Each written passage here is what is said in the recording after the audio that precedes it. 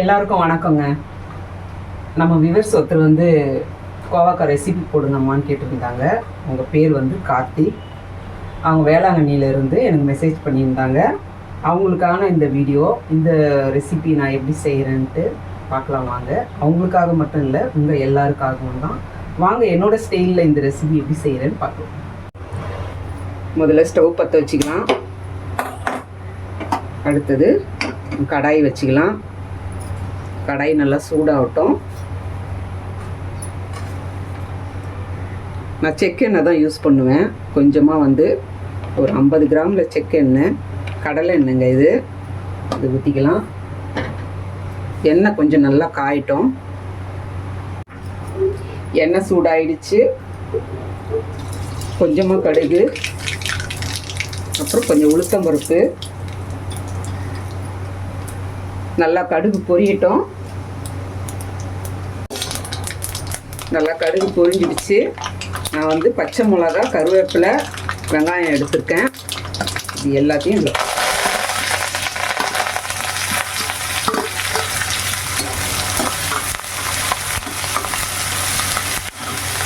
பச்சை மிளகா வந்து நல்லா பாதியாக கீறி போடணும்.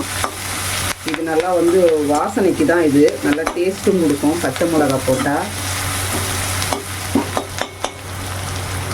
இப்போ நல்லா வந்து வெங்காயம் செவக்கட்டும். வெங்காயம் பச்சை மிளகா பாருங்கள் நல்லா செவந்து போச்சு. நல்லா வாசனையாக கமகமன்னு வாசனை அடிக்குது.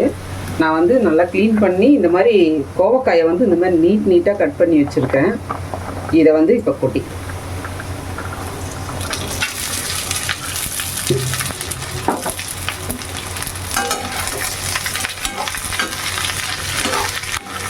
இது வேகிறதுக்கு கொஞ்சம் லேட் ஆகும்.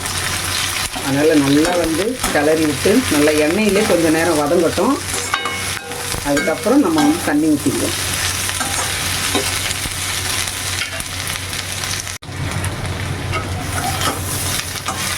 நல்லா எண்ணெயிலே கொஞ்சம் நல்லா வதங்கிடுது.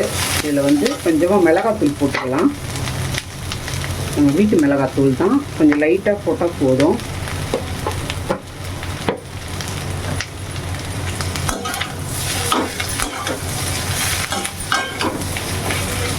நல்லா வதக்கி விட்டுட்டு உப்பு போட்டுக்கலாம். கொஞ்சம் ரொம்ப அதிகமாகலாம் போட்டக்கூடாது, கம்மியாக இருந்தாலும் பரவாயில்ல. அதாவது உப்பு கொஞ்சம் லைட்டாக போட்டு நல்லா வதக்கி விடணும்.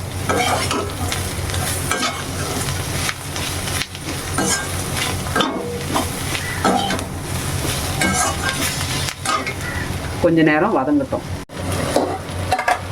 நல்லா வதங்கிடுச்சு. இது வேகிறதுக்கு தண்ணி கொஞ்சம் நிறையவே தண்ணி ஊற்றிக்கலாம். ஏன்னா வந்து இது வந்து ரொம்ப நேரம் ஆகும் வேகிறதுக்கு. இப்போ இதை நல்லா வேகட்டும். மூடி போடலாம். ஒரு 5 நிமிஷம் வேக விட்டு எடுத்துக்கலாம். காய் வெந்துருச்சான்னு பார்க்கலாம். பார்த்தீங்கன்னா தண்ணியெலாம் நல்லா சுண்டி காயெல்லாம் சூப்பராக வெந்திருக்கு. இந்த மாதிரி நல்லா வேகணும் காய். நல்லா 2 கலரி விட்டுட்டு அடுப்பை வந்து சிம்மில் வச்சுக்கோங்க. இதுக்கு மேலே ஒரு பொடி ஒன்று போட போகிறேன். அது என்ன பொடின்னா, இங்கே பாருங்கள், இது வந்து வேர்க்கடலை பொடி. நான் ஆல்ரெடி வந்து இந்த மாதிரி வேர்க்கடலை பொடி வந்து அரைச்சி ஸ்டோர் பண்ணி வச்சுருப்பேன். இந்த மாதிரி கத்திரிக்காய்க்கு, அதுக்கப்புறம் இந்த மாதிரி பச்சை காய்கறிங்களுக்கு, வெண்டைக்காய்க்கு இந்த மாதிரி வேர்க்கடலை பொடி போட்டு நீங்கள் செஞ்சிங்கன்னா ரொம்ப டேஸ்ட் வந்து சூப்பராக இருக்கும். இப்போ இதை வந்து இது மேலோப்ப அது தூவிக்கலாம். செம்ம டேஸ்ட்டு கொடுக்குங்க வேர்க்கடலை பொடி. சில பேர் தேங்காய் கூட வந்து ஆட் பண்ணிக்கலாம். இதில் நான் பண்ணியிருக்கேன், அதுவும் டேஸ்ட்டாக தான் இருக்கும். இருந்தாலும் நம்ம வந்து தேங்காயை வந்து அவாய்ட் பண்ணுறது கொஞ்சம் நல்லது. தேங்காய் போடாமல் இந்த மாதிரி செஞ்சு பாருங்கள். வேர்க்கடலை பொடியை தூவி இந்த மாதிரி செஞ்சு பாருங்களேன், ரொம்ப சூப்பராக இருக்கும் டேஸ்ட்டு. இன்னும் கொஞ்சம் போட்டுட்டு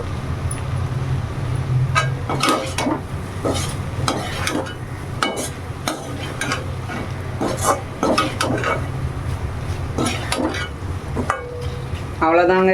இந்த கோவக்காய் பொரியல் வந்து ரெடி ஆயிடுச்சு. இப்போ நம்ம இதை வேறு பாத்திரத்தில் மாற்றிக்கலாம்.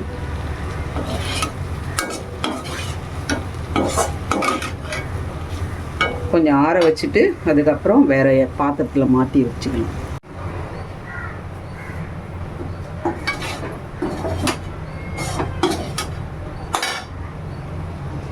அவ்வளோதாங்க, கோவக்காய் பொரியல் ரெடி ஆயிடுச்சு. இப்போ வந்து நம்ம அடுப்பு ஆஃப் பண்ணிக்கலாம். வேர்க்கடலை பொடியெல்லாம் போட்டு நல்ல ஒரு கமன்னு ஒரு பொரியல் ரெடி ஆயிடுச்சு. இந்த பொரியல் வந்து ரொம்ப நல்லது உடம்புக்கு. அதாவது கோவக்காய் வந்து எதுக்கு எடுத்துப்பாங்கன்னா, அதிகமாக ப்ரெஷர் இருக்கிறவங்க இந்த கோவக்காயை அடிக்கடி எடுத்துக்கிட்டால் அவ்வளோ ஒரு ப்ரெஷர் சீக்கிரமாக குறைஞ்சிடும். அவ்வளோ ஒரு ஹெல்த்தியான ஒரு பொருள் தான் இது. இதை நீங்கள் வாரத்தில் ஒரு வாட்டியாவது இந்த கோவக்காயை வந்து உணவில் சேர்த்துக்கோங்க. ரொம்ப ரொம்ப நல்லது.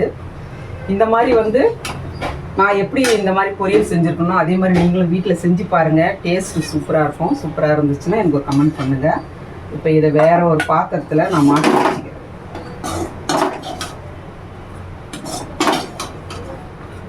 கத்திரிக்காயை விட இது டேஸ்ட் ரொம்ப அதிகம். கத்திரிக்காயை விட டேஸ்ட் ரொம்ப சூப்பராக இருக்கும். நாம் வந்து இந்த வேர்க்கடலை பொடியை வந்து எல்லாத்துக்குமே யூஸ் பண்ணலாம். வெண்டைக்காய் பொரியலுக்கு, கத்திரிக்காய் பொரியலுக்கு, இந்த மாதிரி கோவக்காய் பொரியலுக்கு எல்லாத்துக்குமே நம்ம தேங்காயை விட நம்ம வேர்க்கடலை தான் வந்து பெஸ்ட்டு காம்பினேஷன். இந்த மாதிரி நீங்களும் வீட்டில் செஞ்சு பார்த்து டேஸ்ட் பிடிச்சிருந்துன்னா கமெண்ட்டில் சொல்லுங்கள். என்னோடய வீடியோ பிடிச்சிருந்ததுன்னா ஒரு லைக் போட்டு சப்ஸ்கிரைப் பண்ணிக்கோங்க. நன்றி.